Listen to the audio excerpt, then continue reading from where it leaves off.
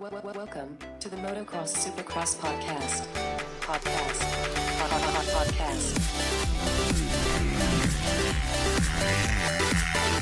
3, 2, 1, 0. Motocross Supercross podcast. Episode 178 of the Motocross Supercross podcast. As Dallas is done and we look forward to Detroit, we're going to catch up with Cole Martinez coming off his third main event of this year. I'm Adam here with Claudio. What's up, Claudio? Yeah, Cole Martinez, number 71 on the, I guess, J&J Racing. Yeah, that's what it says on here, but we'll have to find out more about that. And yeah, he's got a pretty interesting career and he's been all over the world really racing. So it's cool. It'll be cool to see what he has to say. And obviously doing great this year. Yeah, Cole Martinez is definitely a name that I've heard like back in the day, he's been around for a while and hey, he's making mains. He's got 3 this year so far, I believe. But let's get into it. How you doing, Cole? Not too bad. Just hanging out right now, trying to catch up on some rest from Dallas. I bet. Where are you calling us from? From Southern California, man. Okay, is that where you're living? Because I see on the results it says like Rimrock, Arizona. Yeah, no, all my stuff is all posted from Rimrock. I don't know why it changes. It doesn't change, but yeah, I live out here in Southern California now for the last 4 or 5 years, and yeah, it's been good. Yeah, we need an update on that then. You just always got to remember your roots. So that's what they're doing for you. Yeah, for sure. Can't forget everyone back home. So it seems so Rimrock is close to kind of Phoenix. It's kind of outside of Phoenix, right? Yeah, it's like more, I don't know if you're familiar, it's by Sedona. Okay, Flagstaff, Sedona, more so northern Arizona. Gotcha. So I was just kind of looking through your results, and it seems like your best results always come from like Arlington. Is that just me? Yeah, Dallas. I've had some really good rides in Dallas and even Houston, I guess. I don't know. I grew up there kind of throughout the years. I've always spent a lot of time in Texas. So, I mean, aside from Phoenix, I almost consider Dallas another home race because I have so many friends that have kind of helped me along the way out that way. Yeah, of course. So Dallas was a pretty awesome race this week. We saw definitely a lot of action in the 450 class. You had a great ride. What was your first kind of experience with the track? What'd you think of the track and the whole kind of weekend? Honestly, walking the track, I thought it was going to be a lot more tacky than it turned out to be. Yeah. But I thought the track layout was really good. And I mean, I thought it was a great weekend, you know. The tracks have been really good lately, so I'm stoked on them. Also, a lot of the tracks, I feel like they've been really quick, and that's one of the problems that they've been having to deal with lately. Like they've been adding those like wall jumps or like, how do you guys see that?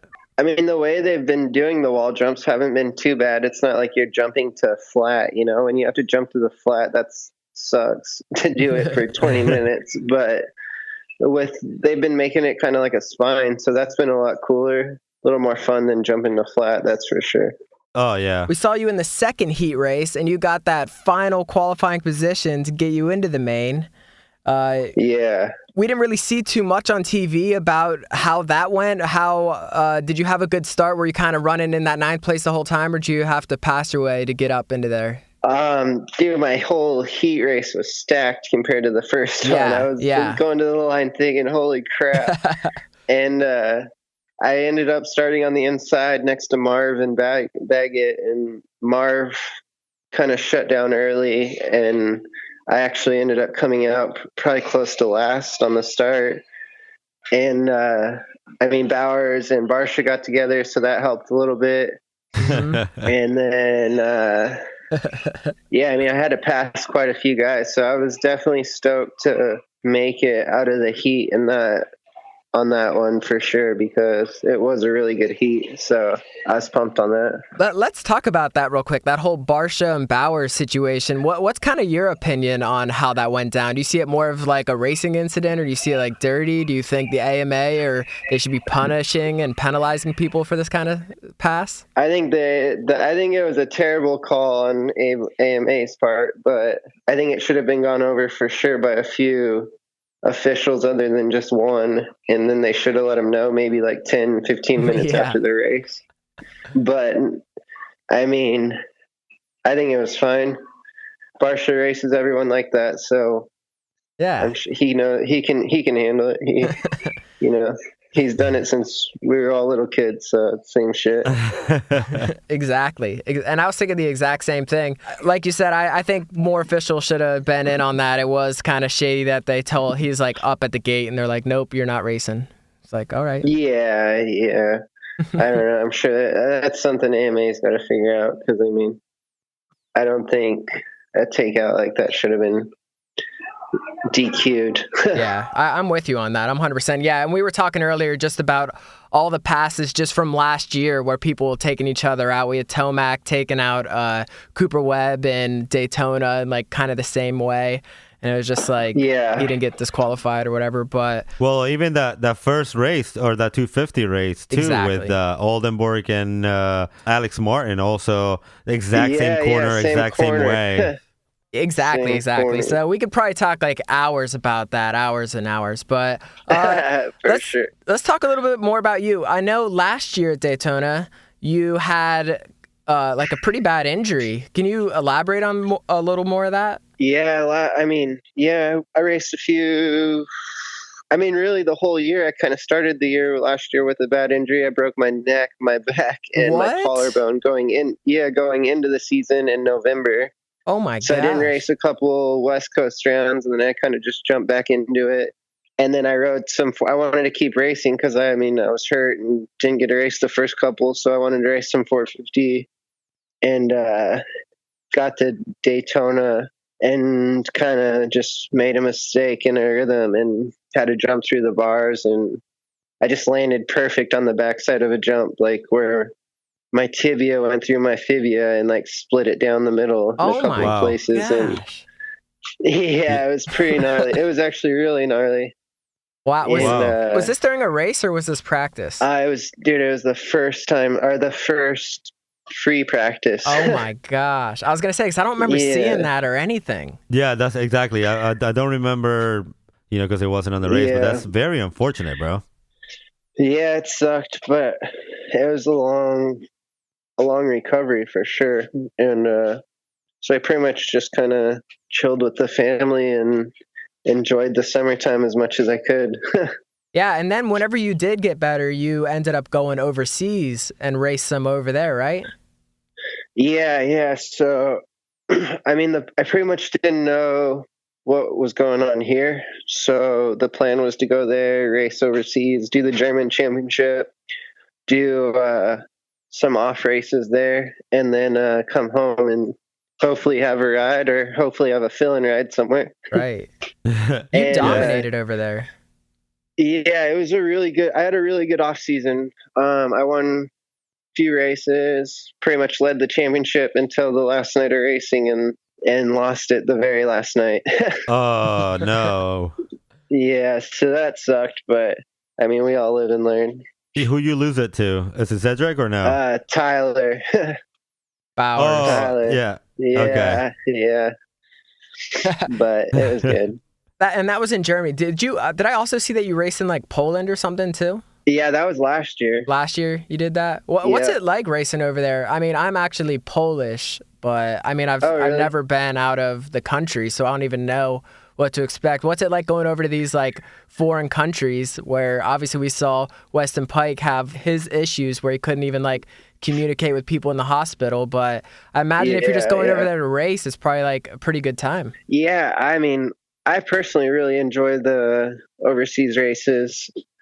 The way they put them on and take care of the riders and whatnot is really awesome, and they do a good job at it. And then, like you said, racing in other countries is always cool too. May as well see as much of the world as we can while we don't have to pay for it. Yeah, well, you have the opportunity to do it. What about the fan love? How is that compared to like the United States? Dude, the fans here are crazy. Obviously everyone heard them on TV when Coop passed Kenny on that last lap. The stadium erupted. Oh man! But over there, it's the same thing. Every country I've ever raced in, they love their dirt bikes as much as as much as anyone else, that's for sure. When you were on the track and you heard the fans erupt whenever that happened, whenever Cooper passed Ken Roczen, did you know like something big was going down, or like what was kind of going through your head at that moment? Oh yeah, for sure. Cooper Webb won it? I didn't know what was going on. I was in my own battle or whatever at the time, so when you hear that, something crazy is going on. And when I saw Coop won, I was pumped to see he got it done. Yeah, that was insane. And I was shocked because when they lapped me a few laps before that, and he wasn't too close to the front. So exactly, that was a pretty good ride for him. I want to keep talking about this Europe thing because how do you come about picking up the Castrol Suzuki ride over there? I've rode for them the last few years, 2 or 3 years now. They kind of just reached out to me, and it worked out where I ended up going over there, and then like I've pretty much become friends with them. So the main guy over there comes over here and like rents an Airbnb by my house and whatnot, and so nice. It's cool. It's pretty cool how it's all worked out for sure. That's got to be difficult though, switching from one team over there to like another team over here for this season, because it doesn't really transfer. It's its own separate deal. Yeah.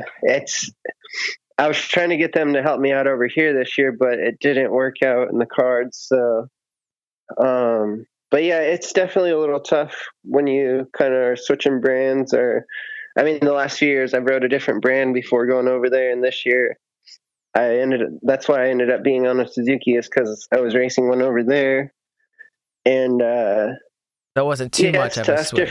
Different bikes, but it's not too bad. That's why you're professional. You do it all. Exactly. Yeah, but no, I'm stoked on how it's all come together. The whole bike was built the week before Anaheim too. So, wow.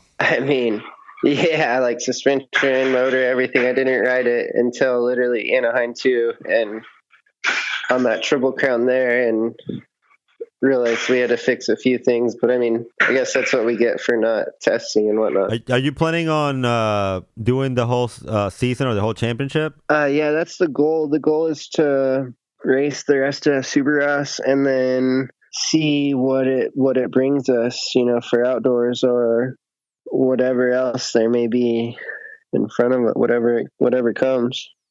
And nice. What's your team like right now? Are you just doing it all on your own, or what I see J&J Racing, is that your team?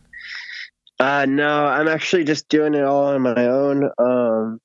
Just kind of all those different type of sponsors have come together and to help me, build the bike or get us down the road one way or another. I've been paying for a lot of it out of pocket, so it's been tough to kind of get all that sorted out. But luckily this last week, Suzuki came on board and is going to help us out with some stuff. And right. Yeah, we're slowly figuring it out as we go. It's been crazy, that's for sure. Yeah, I was going to say, you had some really good rides. We saw in Oakland, you got 15th, you got 13th, and then this weekend in Dallas, you got 16th. So it just seems like, someone step up. He's got the speed. Yeah. Yeah. No, it's been good. It's kind of like, I feel like Dallas, I should have had a little better result. And then at San Diego, I had 10th till like 2 laps. Or I was 11th till 2 laps to go, and I had a chance to pass for 10th, and I got kind of like pushed off the track and stuck a little bit. So I ended up 13th. But yeah, I've had some good rides. I really think this last weekend was one of my best main events on a 450 I've had. So that was cool. The result didn't show it, but it can only get better from here. Well, we've talked so much on here just about how stacked this 450 class is this year. Yeah. We think you're doing great. That's for sure. Thank you. Yeah. Hopefully we can just keep getting better each weekend. That would be sweet. Yeah, you're Definitely. making mains more than others. So wink, 7 deuce. If I can get some help to go down the road and whatnot, because I've literally been paying everything out of pocket, which it's crazy to me how much money everything costs and kind of the way the pay is and whatnot. And and you're driving everywhere, aren't you? Yeah. We drove to Dallas this last week, and it was 19 hours there and 19 hours back. Luckily, my dad, we picked my dad up on the way, and he helped us drive. And yeah, it's crazy, man. Luckily, someone's going to take the bike this weekend. The PR MX team from Canada is going to take the bike from now on. Oh, nice. So that's cool. Really fortunate for them to do that. And yeah, so pretty much, I mean, I'm stoked on the whole program because it's all people that I know and would want to work with in general. So it's cool to have everyone on board.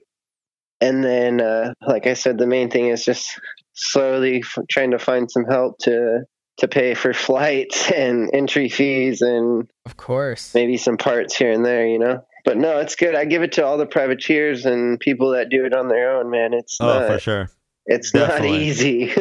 So is there anyone out there that you would like to thank? Oh man, there's so many people. It's crazy. I'm so fortunate and lucky to have, a great group behind me. Like, I mean, Lee, it's been with me since the beginning of last year, and even through my injury and whatnot, they stood behind me and, taking care of me the entire time. So I can't thank them enough. Twisted Development, Jeff and Jeremy Johnson, MX Shop, my mechanic, and Jonathan Lauer, Hoodie from DT1.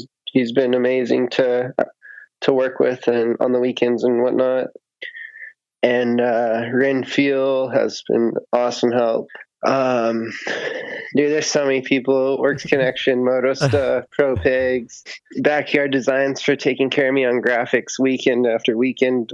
Dude, I changed the graphics so much, and it's got to be so annoying for him, but he's been cool and taking care of all of it for me, so that's been awesome. My dad has been a huge support. Definitely couldn't be doing it without him, and just my family for sticking by through all this travel and all the work that gets put into this. It's a lot more than people see outside of it. Definitely. Well, we're definitely cheering for you here at the MXSX podcast, and we just want to wish you the best of luck for the rest of this season, and thanks for coming on with us. Yeah. Thank you, guys. Thank you for having me. Yeah, so Cole Martinez, man, is he like the most chill guy you've like ever met in your whole life? Yeah, definitely. He seems so chill. Mellow. He was mellow and cool interview. A lot of different, I love listening to these guys because they always have something different to say, and you never know what you're going to get for when you call them. And Cole Martinez definitely up there and a new member of the MXSX podcast family, I guess. Yeah, he's, as we said, he's having a good season, and man, hopefully he can get a ride or something, because I feel like if he just gets some kind of support and some more help, like he'll just be doing better and better and better. I mean, he's already doing great in this stacked 450 class, so yeah. I think he deserves something for sure. Yeah. So make sure you follow him on Instagram, Cole Martinez with 2 Z's at the end. Make sure you follow us on Instagram at MXSX Podcast. And thanks for tuning in. We'll see you guys next time when we catch up with the ice cream man, Lorenzo Curcio.